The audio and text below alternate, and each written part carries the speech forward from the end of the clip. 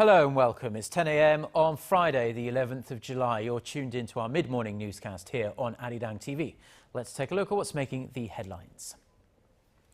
Korea's central bank cuts its economic growth projection for this year to 3.8% from its initial forecast of 4%, citing sluggish domestic demand in the wake of April's ferry disaster. In the first such meeting under this administration, President Park Geun-hye and the floor leaders of the ruling and opposition parties agreed to pass a bill on boosting national safety and to cooperate on economic reforms. Plus, as Israel carries out airstrikes on the Gaza Strip for the third day running, UN Secretary-General Ban Ki-moon calls for a ceasefire, saying the situation has dangerously escalated. We start with the latest moves by the nation's central bank, though. As widely expected, the Bank of Korea held the key interest rate steady this month, but it did cut the growth outlook for this year. The central bank cited the negative impact of April's ferry disaster on domestic demand, but it was at pains to stress the Korean economy remains on a recovery path. Hwang Ji-hye reports. The Bank of Korea expects the domestic economy to grow 3.8% this year, down 0.2 percentage points from its earlier forecast. It also cut its growth forecast for next year to 4% from 4.2%. Giving out a new growth outlook on Thursday, the central bank said the revision is due to sluggish domestic demand brought on by the ferry disaster in April. Although the new forecast indicates a slowdown in the pace of recovery, the bank said that it does not indicate a radical change in the bank's view that the overall domestic economy remains on a recovery track. But it did open up the possibility of a rate cut down the road. This 3.8% growth is still matching up with the nation's potential growth rate. But the concern now is that there are bigger downside risks than upward potential. The downside risk, the central bank says, is again coming largely from the ferry tragedy as well as the strengthening local currency trend. We still can't rule out the possibility that the worsened economic sentiment due to the disaster will go on for a longer period of time. The central bank has been under pressure for a rate cut as Finance Minister nominee Choi You-sun urged the bank to seek easier monetary policies to spur growth. For this month, the central bank kept the key rate steady at 2.5% for the 14th straight month. While the central bank is taking a wait-and-see approach for the time being, some market analysts expect that a rate cut could come as early as next month. Hwang Ji-hye, ARIRANG News. Now, President Park Geun-hye's grand plans to reform the nation in the wake of April's ferry disaster have been stuck in first gear, really, due to the deadlock in the National Assembly. So, in an attempt to drum up some harmony between the two sides, the president on Thursday invited the floor leaders of the ruling and also the main opposition parties to the presidential office for their first such meeting. Our Choi You-sun reports. It was the first time President Park had invited the floor leadership from both the ruling and opposition parties to the presidential office. The president, who has been criticized for a lack of dialogue and cooperation with the opposition side, positively assessed the weekly meeting between the rival parties' floor leadership. 어떤 국민을 위한 상생에 국회로 이제 그 상을 잘 만들어가면 국민들께서도 크게 박수를 치시리라고 생각을 합니다. A major development from Thursday's talks was an agreement to pass a bill designed to prevent a repeat of a tragedy like April's deadly ferry accident. With an aim to pass the special legislation on the Sewol-ho ferry at the July 16th plenary session, the policy chiefs of the two parties will start negotiating the bill with the standing committees. The rival parties need to narrow differences over the Sewol-ho Ferry Investigative Committee's authority and ways to compensate the victims and their families. President Park asked for bipartisan support behind her government and public sector reform-related bills put forth in the aftermath of the ferry disaster and a series of bills aimed at revitalizing the economy. A key part of the president's government restructuring plan involves setting up a safety ministry to oversee the management of all forms of natural and man-made disasters. The two parties in response said they'll seek to pass the bills next month. To the opposition's request that the president reconsider two controversial cabinet nominations, President Park said she would take it into consideration.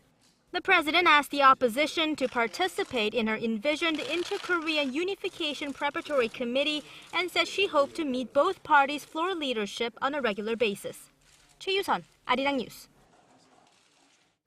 Now staying with domestic politics, and there are only 3 weeks left until crucial by-elections. So the nation's two main political parties are gearing up for a rematch after last month's local elections ended in a virtual draw. Ji Myung-gil reports. The race for the July 30th parliamentary by-elections got underway Thursday with 2 days of candidate registration at the National Election Commission. 15 assembly seats are up for grabs, the largest number in Korea's by-election history. Campaigning will officially start on July 17th and continue for 2 weeks until Election Day. For Korea's two main political parties, the by-elections will be far more than an opportunity to expand their presence in the National Assembly, as neither one emerged as a clear victor after local elections on June 4th. Currently, the ruling Saenuri Party holds 147 of the 300 parliamentary seats, while the main opposition New Politics Alliance for Democracy has 126. The ruling party is vying to gain a majority of the vacant assembly seats, while the main opposition party is looking to garner a win in important constituencies in Seoul and the surrounding Gyeonggi-do province. Seoul's Dongjak-bi district is considered strategically important to both parties, as the district's parliamentary seat is not only in the heart of Seoul, but is the former district of 7-term lawmaker and Saenuri heavyweight Chung Mong-jun. Experts say that as the 15 constituencies are spread around the nation, with 6 being in the metropolitan area, including 1 in Seoul, the mini general election could act as a referendum on the government. In appealing to voters, the Saenuri Party will emphasize the need for a national reform drive and supporting the president, while the unified opposition party will continue to highlight government's mishandling of April's ferry tragedy. But unless the main opposition party can provide viable alternatives to the ruling party's policies, neither party will have a clear advantage. Ji Myung-gil, ARIRANG News. President Park Geun-hye's chief aide, Kim Ki-chun, has rejected claims that the presidential office of Cheongwade is the ultimate control tower in dealing with disasters. Speaking at a meeting of the Special National Assembly Committee on the Sewol-ho ferry disaster on Thursday, the presidential chief of staff said the Central Disaster and Safety Countermeasures Headquarters under the Ministry of Security and Public Administration played the role of the control tower. He went on to say that the presidential office is only responsible for reporting the situation to the president, not for ordering rescue operations. Now, Kim has come under fire from lawmakers who say he is responsible for mishandling the rescue operations. The president's chief aide criticized the maritime police's sloppy handling of the situation, but said the main culprits were the ferry's captain and crew who abandoned the passengers. That a team of South Korea. Get connected to Korea and the world. Join us every weekday for the latest developments out of Korea, Asia, and beyond. On air, on your mobile, and online, we lead the way every day. ARIRANG News. To try and resolve the crisis in Ukraine, the European Union also offers 50. US Secretary of State John Kerry says Washington and Beijing see eye to eye on North Korea's denuclearization. Speaking at the end of annual talks, 2-day annual talks in the Chinese capital on Thursday, Kerry said both sides agreed about the urgency of curbing North Korea's nuclear weapons program, adding that they discussed ways to advance that goal. The US official also said China must do more and play a unique role in persuading Pyongyang to give up its nuclear weapons. North Korea was one of the handful of areas on which they promised closer cooperation, but the world's two largest economies made little to no progress on China's alleged cyber hacking as well as territorial and humanitarian issues. Now back here in South Korea, and more than 60 years of separation have made South and North Korea two extremely different places. And although Koreans from both sides of the border share basically the same language, their understanding of one another is very limited. This is most true among the younger generation of South Koreans, who will be looked upon to lead if and when unification occurs. It was with this in mind that the Korean government, the South Korean government, hosted a special youth camp on Thursday. Shin Se-min reports.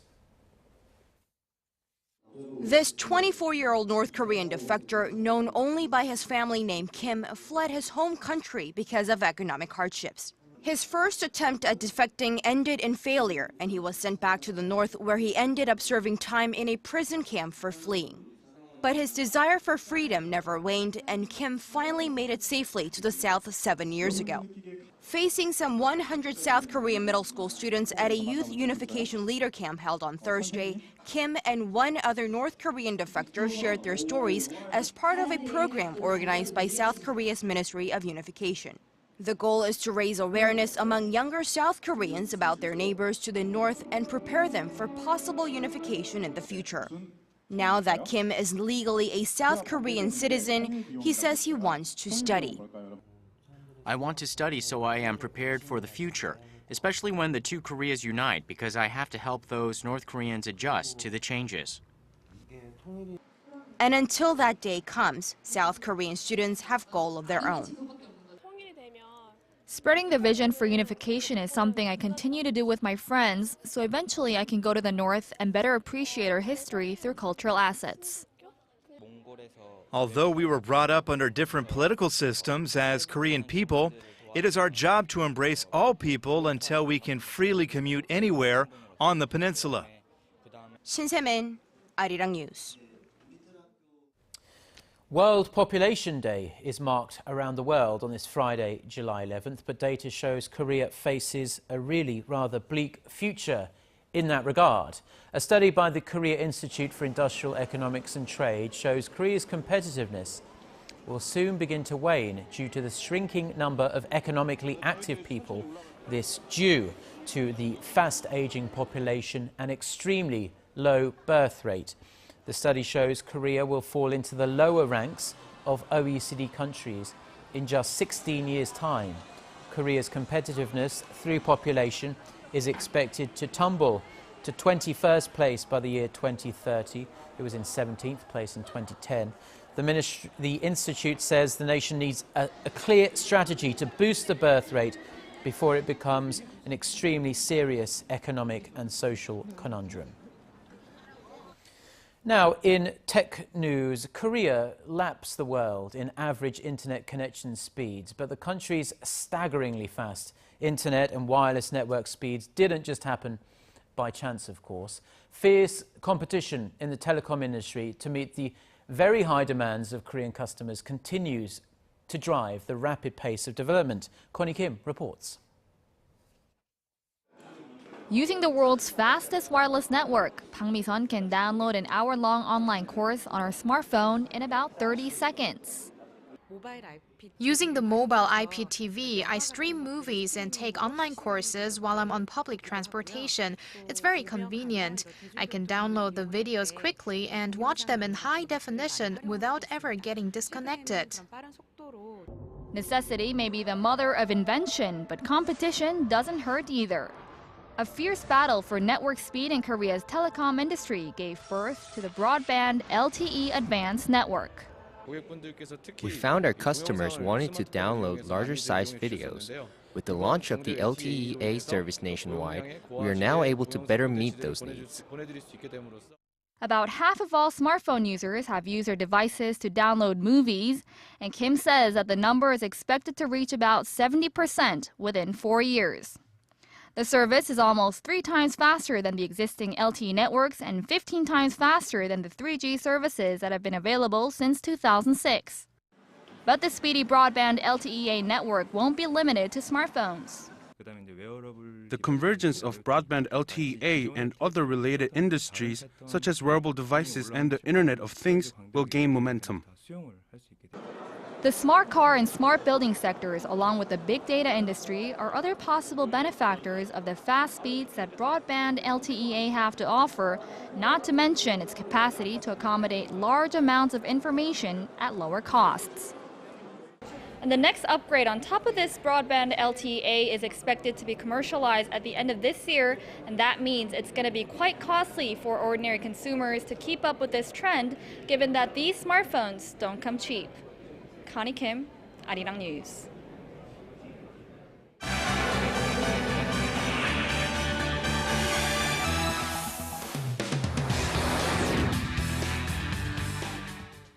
Time now for a look through the international headlines we're following on this Friday morning. For that, as always, we turn to our Eunice Kim standing by at the news centre. Good morning, Eunice. Hello, Mark.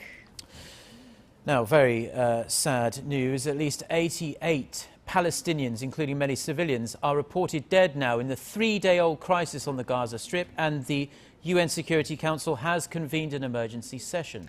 Indeed, Mark. United Nations Chief Park Geun-hye is urging restraint, saying the Middle East cannot afford another full-blown war. This as envoys from Israel and Palestine made their case on the global stage. Kwon So-ah has this report. UN Secretary-General Ban Ki-moon made a passionate appeal for a ceasefire during Thursday's emergency session, saying Gaza was on a knife edge.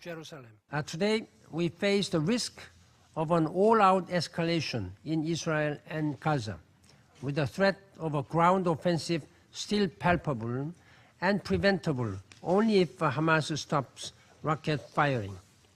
That surge in rocket fire was triggered amid an Israeli crackdown on Hamas members, which began after the abduction and killing of 3 Israeli teenagers last month.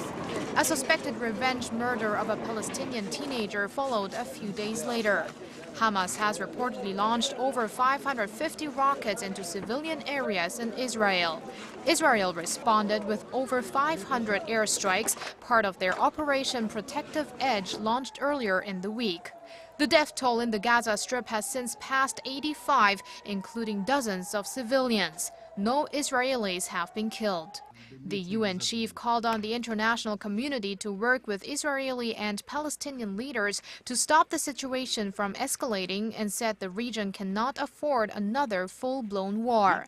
While both Israel and Palestine members of the UN denounced each other, they expressed their sorrow towards the attacks on innocent civilians. 15 seconds, that's how much time you have to run for your life. Imagine having only 15 seconds to find a bomb shelter. Now imagine doing it with small children or elderly parents or an ailing friend.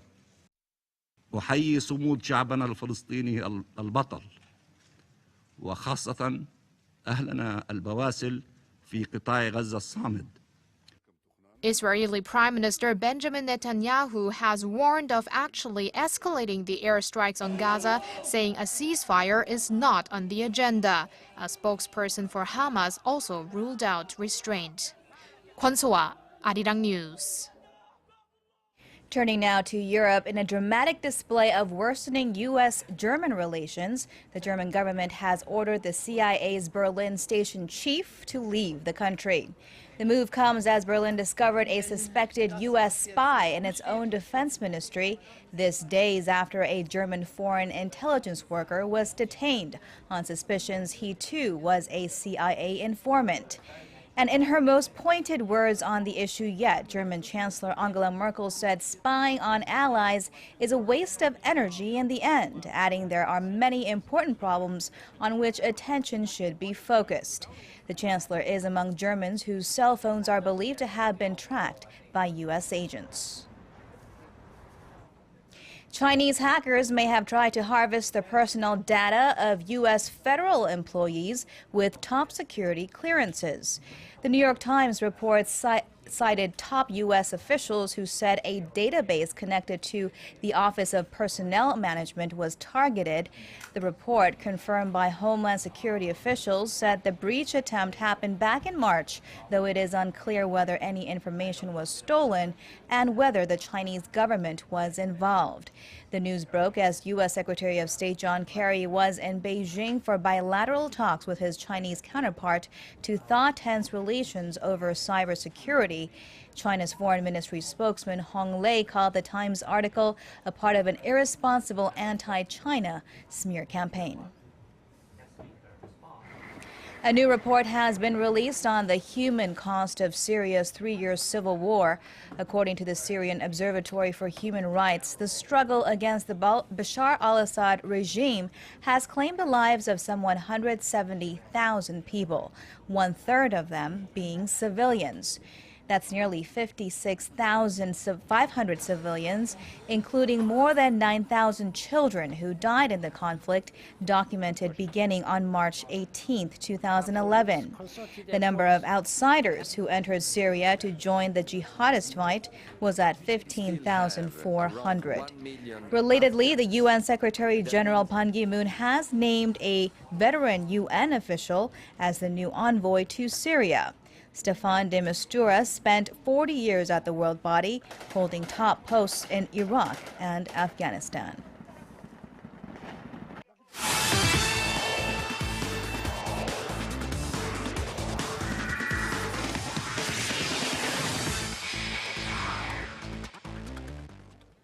And TGI Friday, everyone, as we kick things off with the resignations of manager Hong Myung-bo and vice president of the KFA Heo Jung-moo on Thursday. So now what's next for the South Korean national football team with the Asian Cup coming up in 6 months? Well, the Korea Football Association will now be in a mad rush to find themselves a new head coach. And while Hwang Sun-ho, the Pohang Steelers head coach and former teammate of Hong Myung-bo, is on the radar, many experts believe that the KFA will go with a foreign head coach this time. They added that by having a foreign coach who have an unbiased look at the players, and the manager would choose his players just on their talents alone. This, of course, referring to former head coach Hong Myung-bo's support of Park Geun-hye. And now staying with football as we continue on with our 2014 Brazil World Cup coverage. Now that Germany and Argentina are both headed to Rio for the final, let's take a look at how everything looks now so far. Now first off, taking a look, Saturday 5 p.m. local time, the host nation Brazil faces off against the Netherlands in hopes to at least finish in 3rd place. Of course, the big match we're all looking forward to is the World Cup final, as Germany hopes to continue their scoring ways, this time against Argentina, who defeated the Netherlands yesterday. This match kicking off at 4 p.m. Sunday, local time. Now, meanwhile, let's take a look at the scoring leaders so far. James Rodriguez of Colombia still on top with 6, with Germany's Thomas Müller with 5. Neymar and Leo Messi both with 4, and Karim Benzema of France in 5th with 3 goals. And now moving over to the first round of the LPGA British Women's Open, as Korean golf fans are cheering on for Park Geun-hye as she looks to complete the Korea Grand Slam after this weekend. Of course, not a bad start to the tournament as the South Korean finishes off the first round at even par, trailing Ayaka Yuhara by 4 strokes for the lead. Meanwhile, Amy Yang and Ryu So-yeon not far back, both tied for 6th place at 1 under par, as well as the number 1 ranked Stacey Lewis. Meanwhile, 18-year-old Lydia Ko with a pretty nice first round as well, as she sits tied with Park Geun-hye in 10th place. And now going into our Thursday night KBO action, the Kia Tigers hang on to beat the SK Wyverns 7-5, with the Tucson Bears barely holding on to beat the LG Twins 13-12 in an epic game, and the Lotte Giants rally back to beat the Samsung Lions 5-2. Meanwhile, let's take a look at the Hanwha Eagles go up against the Nexen Heroes. And of course, going into the game here, bottom of the first, we have Kim Kyung-eun with an RBI single to right, giving Hanwha Eagles the 1-0 lead, before Kim Tae-gyun with 2 men on deep to center field, gone a 3-run shot, and Hanwha has an early 4-0 lead. But at the top of the second inning, Park Geun-hye says goodbye with a 2-run shot to left, deficit cut to 4-2. Meanwhile, the Hanwha Eagles bullpen doing a great job shutting out the Nexen Heroes after Andrew Albers throws 6 innings of quality start, as they hold on to win this one 4-2. And that's going to wrap it up for me. This has been SJ. Have a great rest of the day, and see you guys again for your sports needs.